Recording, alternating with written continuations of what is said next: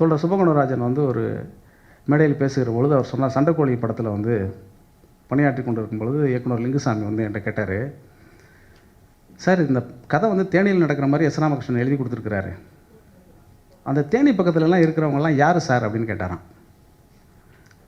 Sir நீங்கள் தானே படம் எடுக்கிறீங்க, தேனி பக்கத்தில் இருக்கவங்களாம் என்ன சமூகம்னு தெரியாமையா படம் எடுத்துகிட்டு இருக்கீங்க அப்படின்னா, இல்லை சார் எஸ்ரா எழுதி கொடுத்தா கரெக்டாக இருக்கும்னு நாங்கள் எடுத்துகிட்டு இருந்தோம், நம்ம என்ன சமூகத்தை காட்டுறோம் சார்னு லிங்குசாமி கேட்டாருன்னு அவர் பேசியிருந்தார். எனக்குமே அதிர்ச்சியாக தான் இருந்தது. ஆனால் அவர் இயக்குனர் லிங்குசாமி அவர்கள் எனக்கும் நண்பர் என்பதனால் அப்படி அவர் கேட்டிருக்க கூடும். ஏன்னா அவர் வந்து அந்த மாதிரியான அரசியல் பார்வையோடு ஒரு கருத்தியல் பார்வையோடு ஒரு கதையை அவர் அணுகுனது இல்லைங்கிறதுனால சொல்கிறேன்.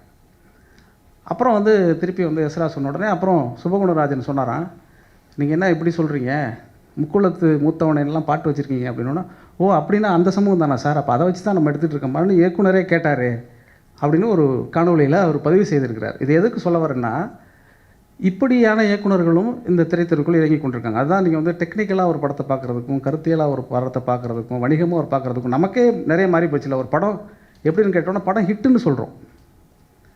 படம் ஹிட்டுன்னு சொல்கிறது ஒரு வியாபாரி சொல்லக்கூடிய ஒரு வார்த்தை தானே. ஒரு தயாரிப்பாளர் தான் சொல்லுவோம் ஒரு படம் ஹிட்டுன்னா, லாபத்தை உத்தேசித்து படம் ஹிட்டுன்னு சொல்ல போகிறோம். படம் நல்லா இருக்குது நல்லா இல்லைன்னு தானே நம்ம சொல்லணும்.